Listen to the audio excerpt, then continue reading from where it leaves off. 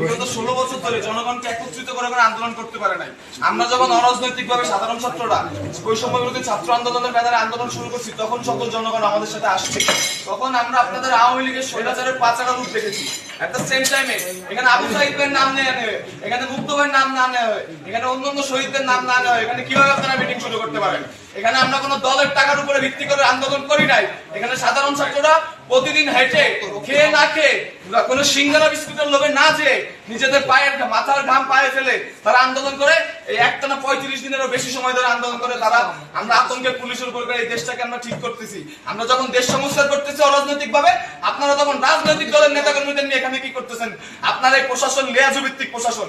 এই প্রশাসন যদি ভবিষ্যতে থাকে, আমরা আশা করতেছি আমরা সাধারণ ছাত্র সমাজ আবার একই ঘটনার সম্মুখীন হবো। আবার গুলি চালাতে পারেন। আজকে আগের দিন আপনারা লীগের হয়ে গুলি চালাচ্ছেন, এর পরবর্তীতে আপনারা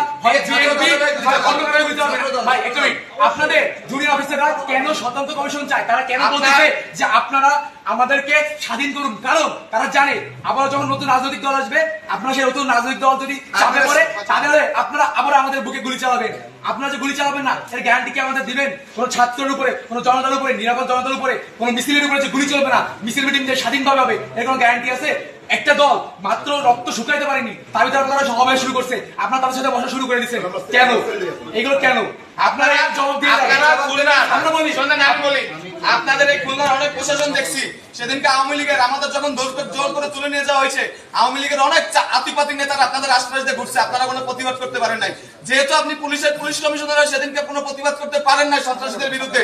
আমরা চাই না এই খুলনা কমিশনার, এই আপনার মতো পুলিশ কমিশনার আমরা এই খুলনায় চাই না। শুধু আপনি না, ওই দিনকে উপস্থিত সকল প্রশাসনিক কর্মকর্তাকে বদল করতে হবে। ওই দিনকে উপস্থিত সকল প্রশাসনিক কর্মকর্তাকে হয় বদলি করতে হবে, না হয় তাদের বহিষ্কার করতে হবে। আমরা কোনো লেয়াজু ভিত্তিক প্রশাসন চাই না। আমরা চাই ছাত্র জনতা মিলে একটা সুন্দর প্রশাসন হবে। সেই ছাত্র জনতা যে সরকারকে আনবে সুষ্ঠু উপায়ে, সেই সরকার ক্ষমতা আসবে। এখন আমরা ডক্টর মোহাম্মদ ইউনূসের নেতৃত্বে বাংলাদেশ পরিচালনা করব। এখানে কোনো রাজনৈতিক দলের জন্য আমরা কোনো সুযোগ নাই। আপনাদের যে জুনিয়র অফিসার আছে তাদের হচ্ছে একটা বার্তা, আপনাদের যে সিনিয়র অফিসার আছে তারা পদত্যাগ করবে কি করবে না আমরা জানি না, কিন্তু বর্তমান দেশের যে অবস্থা, পুলিশ প্রশাসন রাস্তায় দরকার। আপনারা অঞ্চলে অঞ্চলে ডাকাতি হত্যাযজ্ঞ থামান, রাস্তায় ফিরে আসেন। সিনিয়র অফিসার থেকে কমান লাগবে না, আপনারা নিজ নিজ থানার আন্ডারে আপনারা কাজ করেন। প্রয়োজনে এই যে আপনাদের 11 দফা দাবি আছে, এইগুলো দেশ ঠান্ডা হওয়ার পরে, কেয়ারটেকার গভর্নমেন্ট নেওয়ার পরে আবার ঠিক করা যাবে।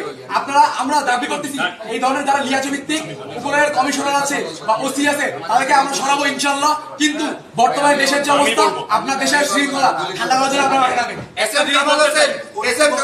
টেবিলে থাবা দিয়ে আমি সেদিন সাহস করে বলছিলাম আপনার প্রধানমন্ত্রীকে এই 9 দফা দাবি মানতে হবে, জাতির কাছে ক্ষমা চাইতে হবে। সেদিন এসএম কামাল হোসেন যখন থাবা দিয়ে বললেন, তখন কোথায় ছিল এই প্রশাসন? আমি কেএমপি হেডকোয়ার্টার নিজ দায়িত্বে কথা দিয়ে ঠেকালাম যে স্যার আমার ছাত্ররা কোনো ভাঙচুর করে না, এরা দুষ্কৃতকারী না, আপনার কেএমপি হেডকোয়ার্টারে কিচ্ছু হবে না। এই কথা দেওয়ার পর আমি যখন শান্তিপূর্ণ মিছিল নিয়ে ফেরত যাচ্ছিলাম, তখন কেন সেখানে দায়িত্বরত এপিপি এবং পুলিশ আমার উপর গুলি চালালো? স্যার আমার শরীরে 11টা গুলি লেগেছে, 11টা গুলি লেগেছে স্যার, 11টা গুলি, 11টা গুলি, এখানে 11টা গুলি লেগেছে। সেই প্রশাসন রাতের অন্ধকারে, আপনারা সেই প্রশাসন রাতের অন্ধকারে আরেকজন নামে মুছে বলতেছেন 11টা গুলি এখন একটা লাস্ট এই ততক্ষণ না না আমার এই লাস্টটাই চুপ থাক। একটা কথা, আমাদের সাথে মিটিং এ বসছে, আপনারা আজকে গুলি চালাবেন, সামনে থেকে আবার গুলি চালাবেন। আরে যাও গুলি চালাবেন, আপনারা গুলি আরে ভাই কথাটা শেষ করতে দে। একটা ব্যাপার আমরা প্রথমে যেটা বলতে চাই, প্রশাসন আমাদের দরকার। প্রথম কথা, প্রশাসন আমরা চাই, তবে আমরা প্রশাসনের যে নৈতিকতার যে অবক্ষয় দেখেছি, স্পেশালি আমি পুলিশ বাহিনীকে বলবো, তাদের এই নৈতিক অবক্ষয়ের কারণে আজকে পুলিশ প্রশ্নবিদ্ধ, এবং আমরাও এই ক্ষেত্রে ব্যতীত যে আমাদের অনেক পুলিশ মারাও গিয়েছে। বাট তাদের এই নৈতিকতা যদি থাকতো, তাহলে আজকের এই সিচুয়েশন দেখা লাগতো না। তবে আমরা কোনো রাজনৈতিক দলকে এখানে প্রমোট করার জন্য আমরা ছাত্র সমাজ এখানেও আসিনি এবং সারা বাংলাদেশে আছেন আন্দোলন। আমরা নিরপেক্ষতার ভিত্তিতে আমরা এই সরকার গঠন করতে চাই, এবং পুলিশ বাহিনীকে আমরা বলবো যে আপনারা যেই ধরনের নেতৃত্ব দরকার বা যে নৈতিকতা থাকা দরকার, সেইটার ভিত্তিতে আগামী দিনে কাজ করবেন। আমরা অবশ্যই প্রশাসনকে চাই, প্রশাসনকে আমরা তো কোনোভাবেই ধিক্কার বা ঘৃণা জানাতে, লেয়াজুভিত্তিক প্রশাসনকে ধিক্কার জানাই। এট দ্য সেম টাইম আমরা চাই যে প্রশাসনিক কয়েকজন কর্মকর্তার জন্য যে পুরো ডিপার্টমেন্টকে বরখাস্ত করতে হবে বা ডিপার্টমেন্টকে আমরা নিন্দা জানাবো সেটা না। আমাদের অবশ্যই প্রশাসন দরকার আছে। প্রশাসন না থাকলে বিশৃঙ্খলা বাড়বে, এটা আমরা সবাই জানি। আমরা ছাত্ররা তো আর এই মাঠের দায়িত্ব নেব না, আমাদের পড়াশোনা আছে। তবে এই লিয়াজভিত্তিক প্রশাসন আমরা কখনোই চাই না এবং এই বাংলার ছাত্র সমাজ কোনোদিন মেনে নেবে না। আজকে আপনারা যদি রাজনৈতিক নেতাদেরকে ইনভাইট করতেন তাহলে আমাদের কেন রাখছেন? আমরা তো কোনো রাজনৈতিক নেতার মানে আন্ডারে আমরা কোনো আন্দোলন করিনি। এই আন্দোলন কি কোনো আন্দোলন তো রাজনীতি হচ্ছে। আমরা যেটা চাইবো যে খুলনা সহ যে আপনাদেরকে বলি, আপনাদেরকে বলতেছি, আপনারা বর্তমানে কোন স্বৈরাচার সরকারের আন্ডারে নেই। আপনারা ছাত্র জনতার জন্য যেটা ভালো হয় সেভাবে আমরা যে আমাদের প্রতিনিধি ভাইরা আছে ঢাকা বিশ্ববিদ্যালয়ের তাদের নেতৃত্বে ভাই কথা বলতে তাদের নেতৃত্বে আজকে রাত 8টায় যে শপথ বাক্য পাঠ করবে ডক্টর মোহাম্মদ ইউনূস, আপনারা তাকে সাপোর্ট দিবেন এবং আপনারা ছাত্র জনতাকে সর্বোচ্চ সহযোগিতা করবেন। এখানে আজকে আমাদের ছাত্র প্রতিনিধিদের কাছ থেকে যতগুলো বক্তব্য এসেছে, কোনো বক্তব্য না কেটে পুরোটা বক্তব্য আপনারা প্রচার করবেন। এটা বাক স্বাধীনতা, বাংলাদেশে আবার আমরা ফেরত আনছি, এই বাক স্বাধীনতা চিরকাল থাকবে। কেউ কথা বলা থেকে চুপ থাকতে পারবে না। আমরা আবার কথা বলবো, আমরা আবার অন্যায়ের বিরুদ্ধে প্রতিবাদ করবো। যদি কোনো রাজনৈতিক দল এরকম কোন এজেন্ডার নামে আমরা ছাত্র জনতা আবার আমরা লাশের ছাড়বো না।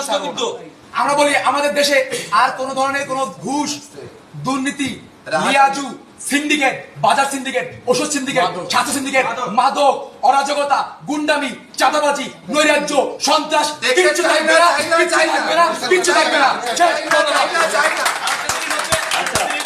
মিডিয়া কর্মী ভাইদের উদ্দেশ্যে এটাই শেষ কথা। মিডিয়া কর্মীদের উদ্দেশ্যে বলতে চাই যে ভাই, আপনারা যারা আমাদের সাথে ছিলেন এই আন্দোলনের শুরু থেকে, এবং আমি মিডিয়া কর্মী অনেকের সাথে কথা হয়েছে, তারাও এতদিন বাক স্বাধীনতা প্রকাশ করতে পারেন নাই। তবে আজকে থেকে না, আন্দোলন যেদিন থেকে সরকার পতন হচ্ছে সেদিন থেকে আপনারা এই স্বাধীনতা প্রকাশ করছেন, আগামী দিনেও করবেন। আপনারাও না হলে পরিস্থিতি হবেন জাতির কাছে, এই শিক্ষার্থী বৃন্দদের সমাজ তাদের কাছেও, আপনাদের কাছে আপনাদের নৈতিকতা যেন থাকে। সব কোন বাহিনীকে প্রতিটা মানুষই হচ্ছে যদি অন্যায় করে তারা প্রশ্নবিদ্ধ হবে। এটাই আমার বাংলাদেশ স্বাধীন, আমার একটা কথা আছে। বাংলাদেশ স্বাধীন। আমরা এখনো কাজে গেলে এখনো আমাদেরকে অনেকে বাদ